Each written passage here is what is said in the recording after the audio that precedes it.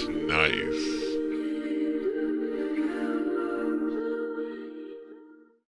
It kind of has been a while, actually. I think it's well over a year since I put out my last video, which would have been the part 1 on the rear brake install, the rear disc brake install on the 66. Been doing stuff. Other stuff's been going on. Life happens. But I wanted to kind of catch you guys up to speed on a little bit of what we did end up doing on this thing. If you haven't checked out my Instagram, it's where I put sort of the most up-to-date stuff as I do it. This is the first time I've been out in the garage this year to work on stuff, and it seemed like a good excuse to kind of catch you guys up to speed.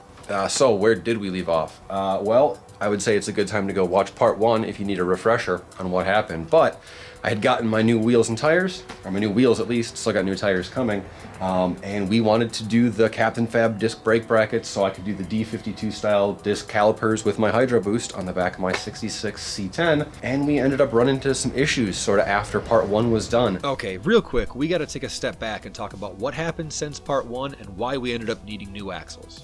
With that new wheel setup, I had to switch to a shank style lug, and the relationship between the face of the axle and the face of the wheel changed slightly, meaning a much longer stud was going to be required to maintain a reasonable amount of thread engagement and still have enough stick out to pass NHRA inspection should I ever need it.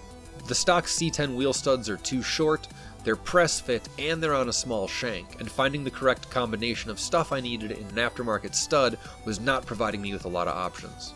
So the next logical move was to take the axles to a machine shop. There they could drill the holes to a bigger size, which would gain us a lot more options in terms of finding an aftermarket press fit stud that would work.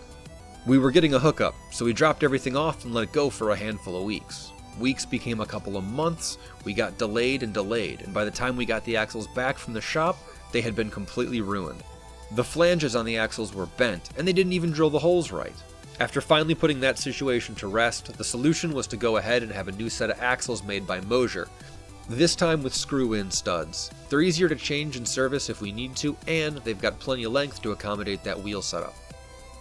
And so once that axle thing was sorted, then I was able to move forward and go ahead and get the rest of the stuff for the rear disc brakes installed. The rotors I'll be using in the back are actually for the front of an Astrovan, which I'm going to put together with the conversion bracket and my old D52s, which I've went ahead and cleaned up. The Captain Fab bracket is a 3-piece design, starting with this sort of horseshoe-shaped backing bracket that goes on first.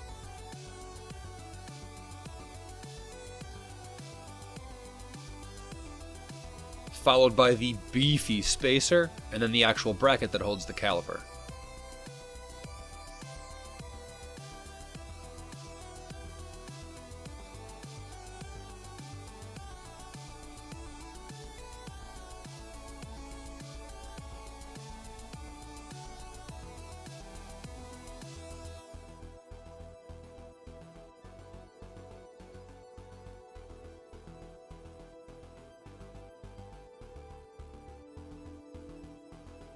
We cleaned the axles up to make sure there was nothing left on them from manufacturing.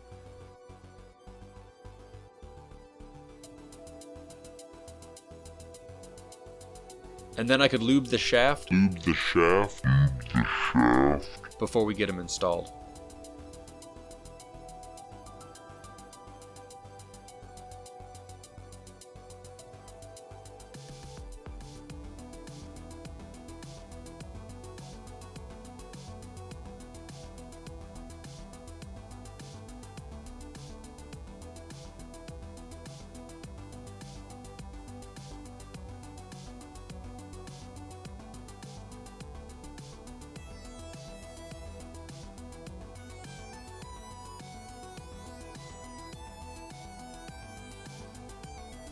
The rotors just slide on, but I use a wheel nut to hold them in place while I get the caliper set up.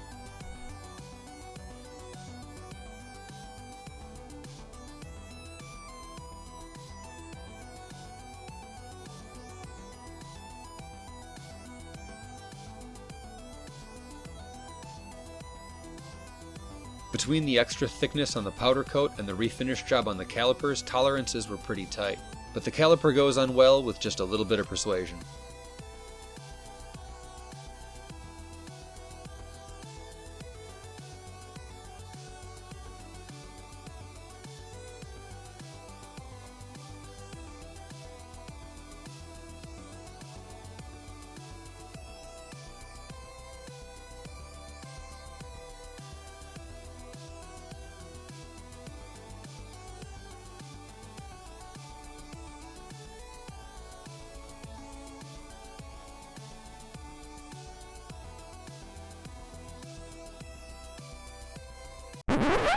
Ah, fuck. Forgot to mention that I had to put the C-clips back in and the rest of the rear end back together.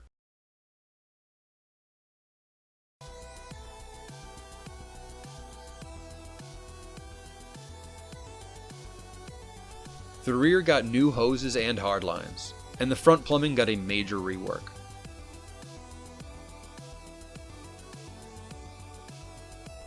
And of course, I had to make sure everything fit well with those rear wheels.